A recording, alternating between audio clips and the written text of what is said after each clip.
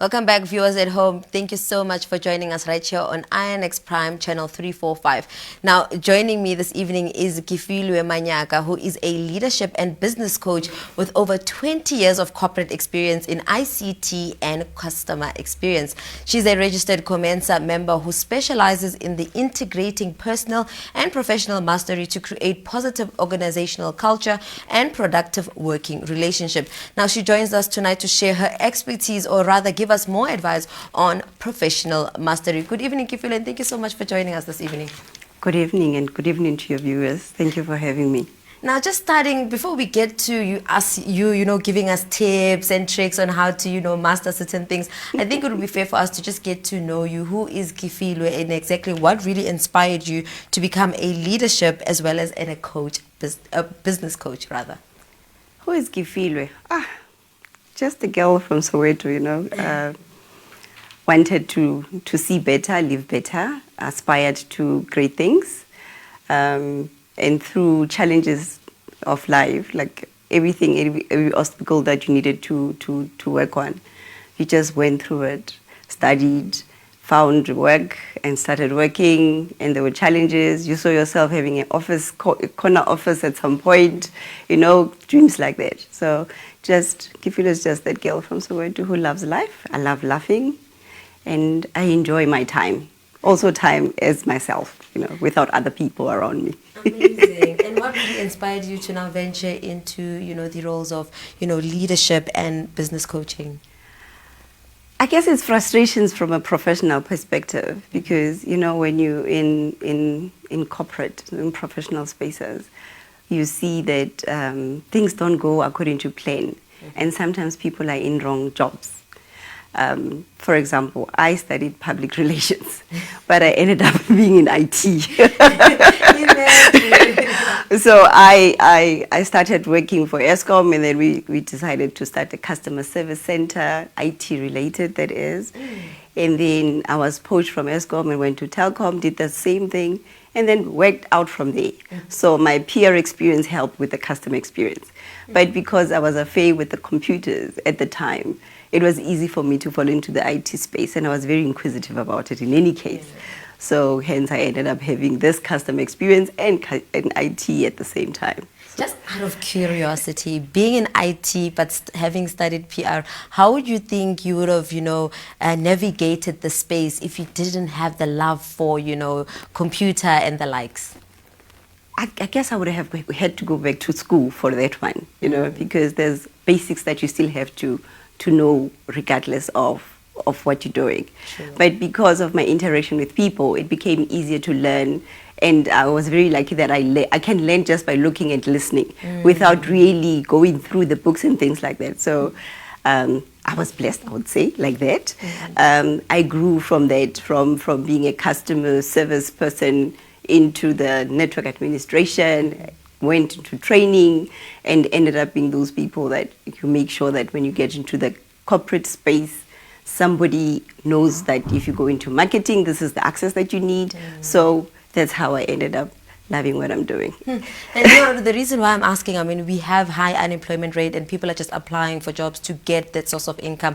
But when they get there, they come up, they meet that offers that is not something that they dreamt of or something that they like. And I like how you're like, I was going to empower myself by either going back and just learning what I need to learn, instead of saying, I would resign and look for something better. Because, there's a big saying that says sometimes certain spaces are there to teach you something, and through that you would have learned to love IT even more. Now, speaking on your, you being a coach and the likes, how would you say that your experience in the customer, I believe it's customer experience service, and that of ICT, what approaches do you now take from that experience and incorporating to your coaching? In terms of the experience of customer care, it becomes easier, to break the ice and coming into that environment where somebody does not know you and they're starting to suss up on what you're going to say, like they even querying whether you're qualified to do the job and things like that. So the experience when it comes to customer centricity basically is that you know how to read people.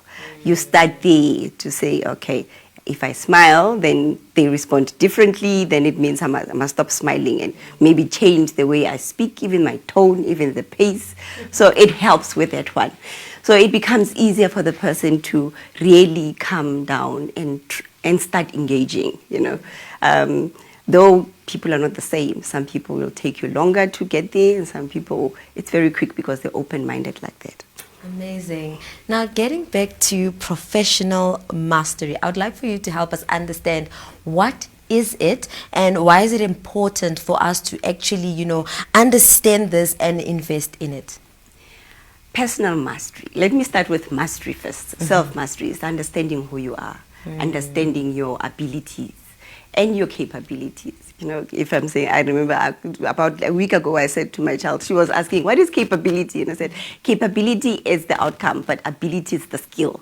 So, so you are able to do this because you've got the skill to it, but you're capable of doing it because of the skill that you're doing it. So it comes from there that if you already believe that you can do it, you can do it. And in a professional space, then when it comes to that, it means you can be adaptive if situations come with changes, and you can be open-minded to learn or even give back and empower other people. So it works out that way. This is amazing, eh? And then you were saying that you wanted to start with personal mastery and then there's professional mastery. Now, for someone who probably is just struggling to juggling these, you know, first trying to understand who am I, and I'm here trying to figure out the profession side of things. How do we then create that balance? Is there a way of creating the balance? There is a way. You start with your personal space. Okay. You know, people will always say there's weaknesses. Somebody has strengths and weaknesses. Like I don't call them weaknesses. I call them challenges, because it's something that you know you can't do, but it's not that you can't. If you really put time and effort into it, you'll be able to do it. So it's not really a weakness, because a weakness it's the inability to do such. You know, so you start with that. You use, for example, you have a beautiful smile, right? Then you use that to break the ice with people. Then the ability to speak. Then it makes sure that the people, if they're very guarded or the walls are up, then they come out to say that. So it becomes easier in that way to use your self-mastery, even in a professional environment, because you have those abilities to speak to people and read the room and things like that. So you apply that thing in your professional space. So it becomes... Before we come to the ability to speak, and I think this speaks to, I think, verbal intelligence, if I'm not mistaken, I want for you to just give us, are there any key components in professional mastery that you would like to share with our viewers at home, and how we can be mindful of those key components? The first thing that you need to think about is empathy. You need to be able to know that if the tables are turned around, are you going to be okay with it? If somebody says this to you, how is it going to land? So you treat people the way you want to be treated. And it's the same saying that it says, you teach people how to treat you. If you don't tell people that you don't like something, they won't know and they'll keep on saying it. So you teach people how you want to be treated. So that is how you actually start taking those walls and little chops there and there. Eventually that ability to do that, it becomes your capability. Now, speaking about, you know, teaching people how to treat you, and also, you know, you working from a place of sympathy where you do unto others as you would like done unto you. I think this comes with the likes of, you know, individual inner values and that of outer behavior. And I'd like for you to just expand that for us, and how this actually, you know, builds very beautiful and healthy relationships, be it work, be it, you know, family relation, on that kind. Yeah. Values. My favorite value is integrity, you know. You do things even if people are not around. And it doesn't necessarily mean they're bad things. Because if you can do things when people are not around and you can do them when they're around, then it means all the time you can have a sense of integrity. So in that way, if it's your value to have integrity within yourself, the outer part of your behavior will always speak of integrity. things that are within you, you can't really hide them in people because they eventually come out. Yeah. So when you start, that is why I'm saying that my favorite one is integrity, that even if you can leave your handbag on top of my table, you'll always find it there, because it means it's not mine to take and it's not mine to keep. You know, Kefilwe, I'm going to give you a scenario, because this is something quite beautiful. And I think usually I love how, you know, when we talk about integrity, we're always looking at, you know, belongings. But then there's that integrity that a lot of times where there's this, we wonder what happens behind closed doors. You know, where it comes where, Kefilwe, you're called in and this is offered to you. And you know that your integrity does not allow you to accept that. But your circumstances, on the other hand, are having you sort of re-question your integrity. What causes that? What could potentially cause that? Is it because your integrity is not really your integrity at this point? It means you're not really, I would say, solid in your value. If you have to question that. Because you don't, circumstances must not let you to question what you stand for as a person. It's the same thing as when you have certain values and you go into a professional space and the company has different values. Are you going to stay there? Definitely not, because certain things don't match up. So you're going to find something else to do. So as soon as you start questioning, then as a person, you need to have that private conversation with yourself. That, am I really that person, or am I pretending to be that person? Now, Kefilwe, being a business coach, I want to just understand some of your strategies in terms of how do you use, or rather, what strategies do you actually use to, you know, help clients develop that awareness of relationships and leverage for their growth? We start with your strengths, and then we go to your purpose. What are your abilities and your skills, right? And then why did you start the business? Purpose. We take those things and combine them.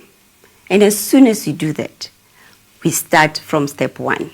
Okay, this is the purpose for you, for example, to sell stationery. And you're selling stationery, sorry. But the purpose was you wanted to help kids for convenience. But it's a seasonal business, so you need to be aware of it, that it will be busy only during the beginning of the year and only during exams. So you need to plan ahead for it. And when you plan ahead, it means the profit that you make within that first month of that high season for stationery, it must be able to sustain you for the next 4 months of the exams and the next exams. And at the same time, with regards to that stationery, you also have to find other ways of selling stationery outside the schooling system. That is, it can be gifts. You can make corporate gifts or corporate stationery, because it will make sure that the revenue keeps coming through in your business all the time with regards to that one. So we will start with the purpose. Let's start with the purpose first, and then when you fulfill that purpose, then you know that something else will come up, regardless of whether you are successful or not, because you're going to find something else as well to add value on your life. Now, I want us to get to understanding verbal intelligence. We usually look at the IQ and the EQ, but never, you know, verbal intelligence. And I think I'd like to hear from you. How would you best describe verbal intelligence, and what role does it play, you know, in the space of, you know, profession or being a business owner? Words are powerful. They're even powerful than strength. So you need to learn to use your words wisely. That's the intelligence. If you use them wisely, you will not be able to hurt or even break people. There's instances where people report to bosses out there. And this person it's uncouth, if I may put it that way, will not be able to speak with people that are below them. And that can also influence the people that are reporting to that person to have that verbal intelligence. It comes from a lack, and therefore, because they've seen it happen, they'll try to do it as well. But it will also go back to, do you want to hear people saying that to you if you were in that position? So that intelligence that you're doing, choose your words wisely when you speak.